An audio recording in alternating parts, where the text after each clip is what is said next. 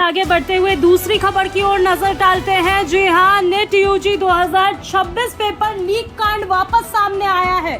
कल NEET UG ने paper leak होने की वजह से पेपर को ही कैंसिल कर दिया। जी हां, देश की सबसे बड़ी मेडिकल प्रवेश परीक्षाओं में शामिल नीट यूजी 2026 को लेकर बड़ा विवाद सामने आया है। पेपर लीक के आरोपों के बाद राष्ट्रीय परीक्षा एजेंसी एनटीए ने नीट 2026 परीक्षा को रद्द कर दिया। इस मामले में जांच अब तेजी से आगे बढ़ रही है और केंद्र जांच ब्यूरो यानी कि सीबीआई ने नासिक पुलिस द्वारा हिरासत में लिए गए एक व्यक्ति को अपने कब्जे में ले लिया है। जी हां, जानकारी के अनुसार महाराष्ट्र के नासिक जिले के रहने वाले शख्स शुभम खरनौर को नासिक पुलिस की क्राइम ब्रांच यूनिट 2 ने हिरासत में लिया था। पुलिस ने यह कार्रवाई राजस्थान पुलिस के अनुरोध पर की थी। जी हां, बाद में सीबीआई की टीम ने आरोपी को अपने कब्जे में लेकर पूछताछ को शुरू कर दिया। शुभम खरनार को इस पूरे नेटवर्क का अहम कड़ी माना जा रहा है। पुलिश अधिकारियों के मुताबिक आरोपी को नासिक के इंदिरानगर इलाके से पकड़ा गया। जांच एजेंसियों का दावा है कि उसने अपनी पहचान छुपाने के लिए अपना हुलिया तक बदल लिया था ताकि पुलिस उसे आसानी से ट्रैक न कर सके। हालांकि क्राइम ब्रांच की टीम ने तकनीकी और स्थानीय सूचना के आधार पर उसे ढूंढ निकाला।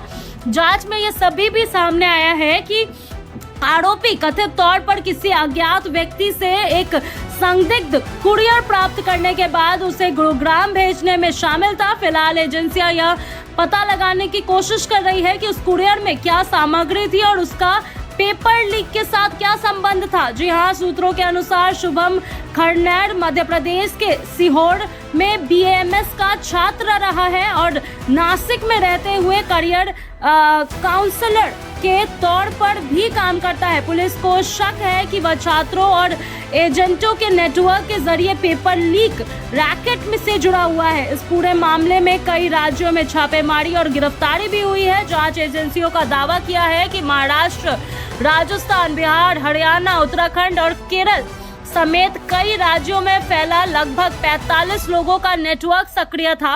अब तक इन कई संदिग्धों को हिरासत में लिया जा चुका है और कुछ गिरफ्तारियों में भी शामिल हुई है। जी हां, पेपर लीक के आरोप सामने आने के बाद केंद्र सरकार ने मामले की गंभीरता को देखते हुए सीबीआई जांच के आदेश जारी कर दिए। सीबीआई ने आपराधिक साजिश, धोखाधड़ी, भ्रष्टाचार और सार्वजनिक परीक्षा में अनुचित साधनों के इस्तेमाल से जुड़े विभिन्न धाराओं के तहत एफआईआर दर्ज की है।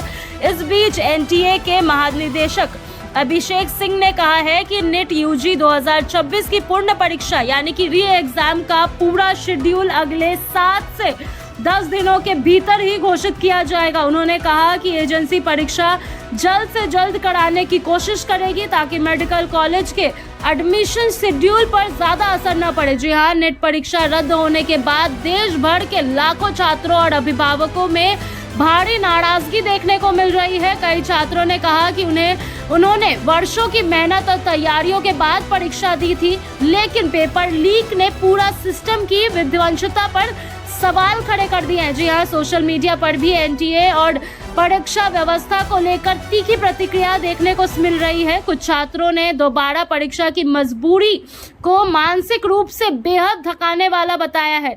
वहीं कोचिंग संस्थानों ने भी दोबारा तैयारी शुरू करने की बात कही है ताकि छात्रों को री नीट के लिए फिर से तैयार किया जा सके। इस मामले में ने एक बार फिर देश में प्रतियोगी परीक्षाओं की सुरक्षा व्यवस्था पर गंभीर सवाल खड़े कर दिए हैं। अब सभी की नजर सीबीआई जांच और आने वाले दिनों में होने वाली गिरफ्तारी तथा री नीट की नई शेड्यूल पर टिकी हुई है।